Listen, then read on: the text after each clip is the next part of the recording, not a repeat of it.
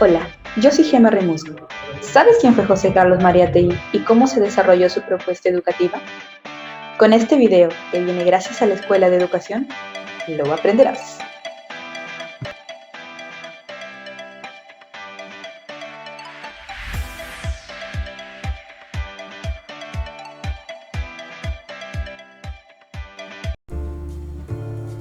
José Carlos Mariátegui es considerado uno de los intelectuales más influyentes del siglo XX en América Latina, cuya importancia se acentúa y evoluciona con el tiempo. Periodista y literato, teórico marxista, profesor de la Universidad Popular González Prada y militante revolucionario, insertó la semilla socialista en el Perú a pesar de su infancia llena de dificultades. Debido a una enfermedad crónica fue privado de una educación formal, tanto en la escuela como en la universidad. Sin embargo, un estimulante entorno lo convirtió en autodidacta, transformando su falta de estudios en una ventaja. A los 15 años empezó a trabajar en el periódico La Prensa, donde escaló hasta ser un aclamado y respetado columnista antes de cumplir los 20. Conocedor de múltiples temas, le facilitó analizar la realidad social de forma ampliamente madura. Esto, junto a su conocimiento editorial y periodístico, le permitió entrar en revistas como Nuestra Época y el periódico La Razón. En 1919 se vio obligado a viajar a Europa durante el gobierno de Augusto B. Leguía, como una sutil deportación, donde conoció a su esposa Anna Chiappe. Luego viajó a Alemania, donde se sumergió en el estudio sistemático del marxismo. Su tiempo en Europa también lo ayudó a desarrollar un estilo literario menos retórico, pero igual de elegante y distintivo. A su regreso al Perú en 1923, no había quien lo pare.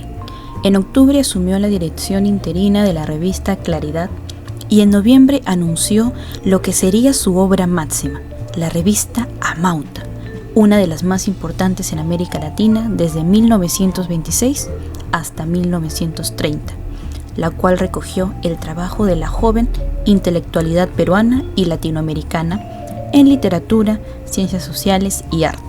Al mismo tiempo, canalizó a través de libros y otras revistas sus ideas de transformación social, ideológica y cultural en el Perú, siendo La escena contemporánea, en 1925, y 7 ensayos de interpretación de la realidad peruana, sus contribuciones más importantes, las cuales fueron cuajadas gracias a una red de colaboradores y distribuidores a lo largo del país que le permitieron comprender la verdadera realidad nacional a través de todas sus facetas: escritor, filósofo, político, activista social y empresario cultural.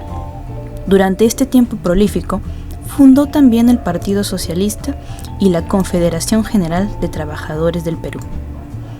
En el corazón de su vida pública y sus creencias personales, Mariátegui fue un hombre de panorama, un activista, analista e intérprete desde su fertilidad intelectual, pasando por un previsto traslado a Buenos Aires durante el gobierno de Leguía hasta su muerte el 16 de abril de 1930, sucumbiendo a la anquilosis que siempre había perjudicado su salud. Pero, ¿qué vio José Carlos Mariátegui en la educación peruana que consideraba necesitaba un cambio?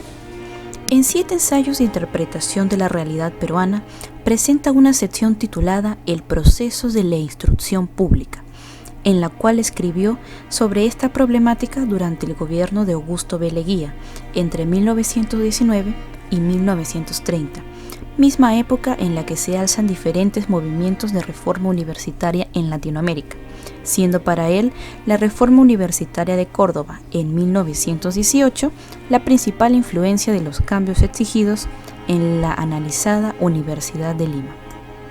Para entrar a esta temática, Mariátegui define primero cómo era la instrucción pública y universitaria en aquel periodo, a la cual acusa de seguir bajo un régimen español de carácter económico y social, mas no pedagógico, pues era inexistente.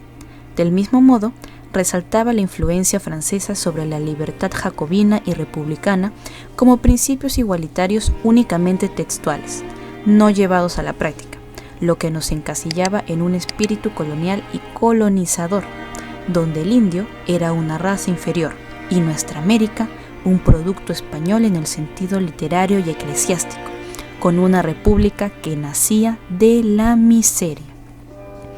En un afán de contrarrestar aquello, se intentó alejar la educación de este modelo educativo aristocrático, en el nombre del industrialismo norteamericano, con una concepción capitalista del progreso a fin de producir hombres prácticos, industriosos y enérgicos, porque ello, se creía, era lo que necesitaba la patria para hacerse rica y por lo mismo fuerte.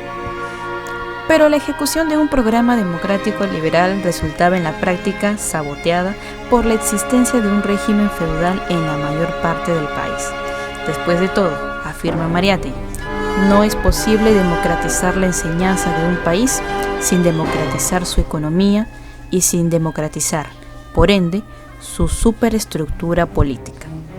Es decir, para Mariátegui, íbamos en una carrera entre el intelectualismo antiguo y las ideas de progreso liberales extranjeras, pero sin conciencia ni lectura alguna de la realidad peruana, en donde el analfabetismo indígena estaba casi intacto. Los programas y presupuestos educativos no alcanzaban para darle a los maestros una estabilidad económica ni capacitaciones de carácter científico. Los graduados universitarios reproducían la pasividad y mediocridad amoral, exclusivamente literaria, propia de la aristocracia.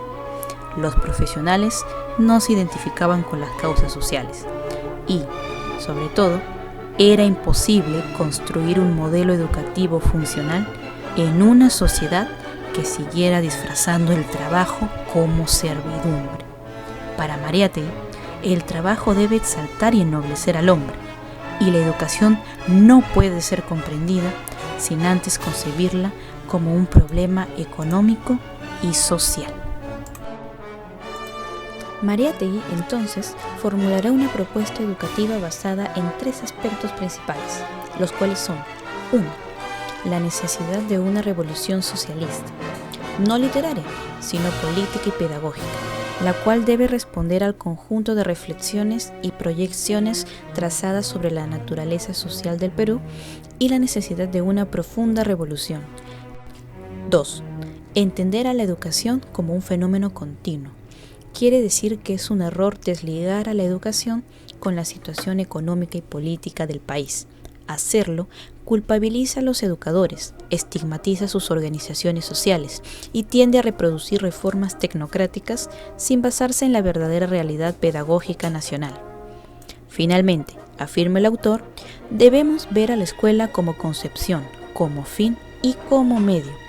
En el proceso de la instrucción pública, la profundidad del movimiento revolucionario en el Perú se perdió debido al efímero entusiasmo juvenil y la aceptación de compromisos que no resolvieron realmente las demandas percibidas. No hubo una participación real y no se concibió la educación como un fin para todos, ni como un medio de participación de las clases medias e indígenas. Es en este centralismo en donde pasa desapercibida la necesidad de un cambio estructural y sistémico, donde la aventura de enseñar y aprender se debe entender como una problemática educativa en donde todos y todas tenemos un rol que cumplir para la construcción de un proyecto común. ¿Cómo plantea Mariátegui esta propuesta educativa a un nivel más específico y metodológico? Esto lo veremos en la segunda parte del video, en Mariátegui, el hombre panorámico, parte 2, próximamente. Muchas gracias por llegar hasta aquí, querido espectador o espectadora. Si te ha gustado este video, no olvides seguirnos en todas nuestras redes sociales.